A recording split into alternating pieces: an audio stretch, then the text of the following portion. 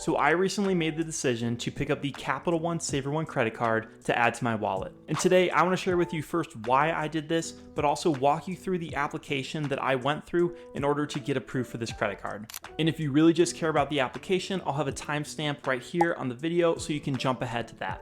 But before walking through the application, a few things that you should know about this credit card if you're not familiar with it. It has no annual fee, which is a big reason that I chose to get it. You should also know that this credit card has some of the best spending categories, in my opinion, for a no-fee card out there. Now, these categories are going to include 5% cash back on your hotels and rental cars purchased through Capital One, but really I wanted it for the 3% you can get back on your dining, groceries, select streaming services, and on your entertainment purchases. And on top of those categories, which are long-term and here to stay, there's a couple smaller perks that also made me get this credit card. Through November 2024, which is relatively soon, you are able to get 10% cash back on your Uber purchases and actually get your Uber One membership paid for. On top of that, if you do book your entertainment through Capital One, you can get 8% cash back as opposed to just that 3% you can get for all entertainment. And another reason I also got this card is because of the sign-up bonus. I was at a state where I wanted a new sign-up bonus, but I wasn't really in a position to go out and get one of the bigger ones that you'll see on paid cards. So the sign-up bonus that I got on the Savor One was if I spend $500 in the first 3 months of holding this credit card, I will then be given $200 cash back. Now, this is a pretty typical sign-up bonus on this credit card, and the reason I do like it is it's pretty easy to hit. I don't have to go out and plan a big purchase, say to spend $4,000 in a 3-month period. $500 is something I normally spend, so I'll just use this credit card for my spending up until that point. And there's a handful of smaller perks that I want to highlight about some things that I do think make this card stand out. First off, there's going to be no foreign transaction fees.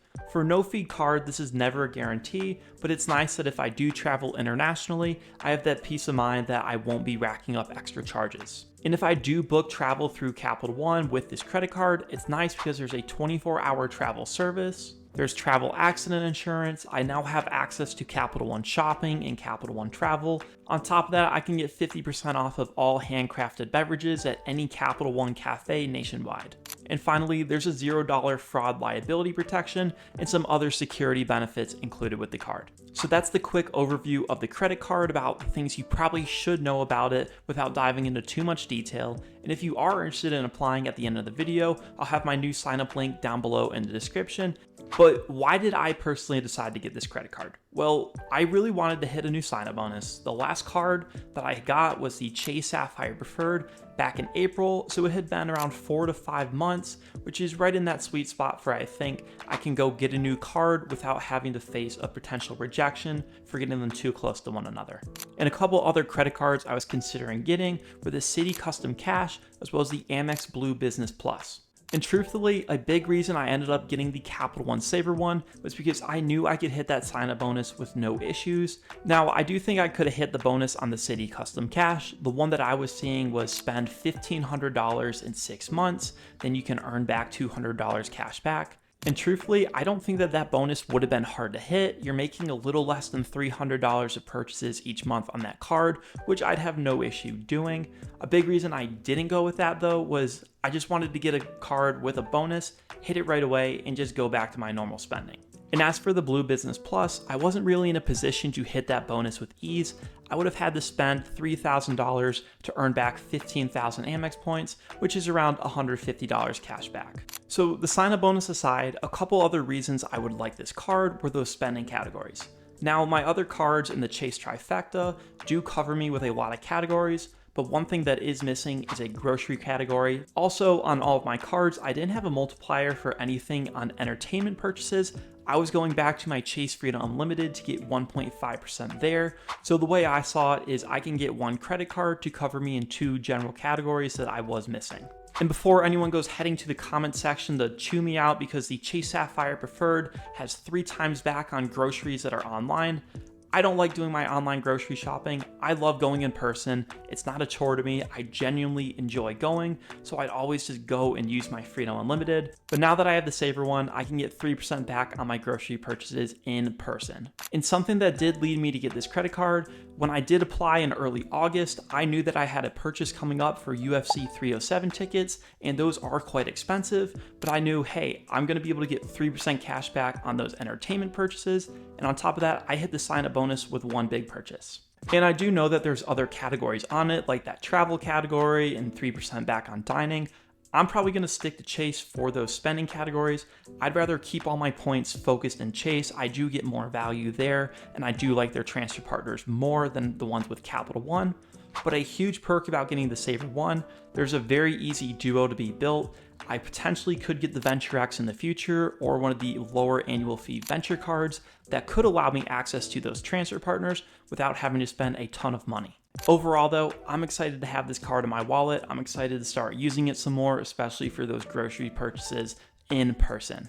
But now let's get into the actual application, which I'm sure the majority of people that clicked on this video care more about. So I do apologize. When I went to apply for the credit card, I had my screen recording on, but when I went back to look at it later, the file was corrupted, but I'm still gonna walk you through the exact process I took and have an example of how I'd go through it again. So what I did was use the pre-approval tool with Capital One. The reason I like this, it was basically a sure way for me to see, am I gonna be able to get this card or am I not going to without having an effect on my credit score? And for those that aren't as familiar, when you actually apply for a credit card, they're gonna do a hard inquiry on your credit score to check to see if you have late payments and that you are responsible to give this line of credit to.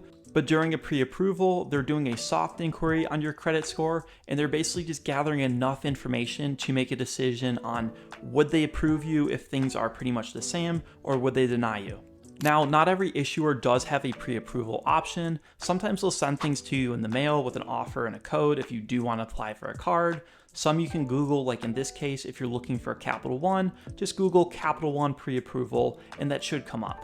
But now looking at my screen, I knew that once I got into their actual pre-approval tool, I wanted to find a way to prompt the Savor One to come up as opposed to some other cards. Knowing this, for my options of, hey, what type of card do I want? I knew that I wanted a card with no fee, given that the Capital One Savor One has no annual fee. But I also wanted to make sure I put down that I want cash back, as the Savor One is more of a cashback card and doesn't give you points in the form of travel rewards like the venture cards would. So for myself, this helped me prompt the Savor One. It's not a guarantee, but this is a way that I was able to almost lead the system to show them that, hey, I want the Capital One Savor One. And just continuing on to the next few pages, it's things that you would normally expect. You're gonna need to fill in your name, your address, things like that, personal information. For the sake of this, I'm just not gonna fill it out for myself. That way I don't have to blur anything out. So as we continue through the application, you're gonna need to tell them your annual income and your employment status. On top of that, you're gonna need to tell them your monthly rent or your monthly mortgage payment.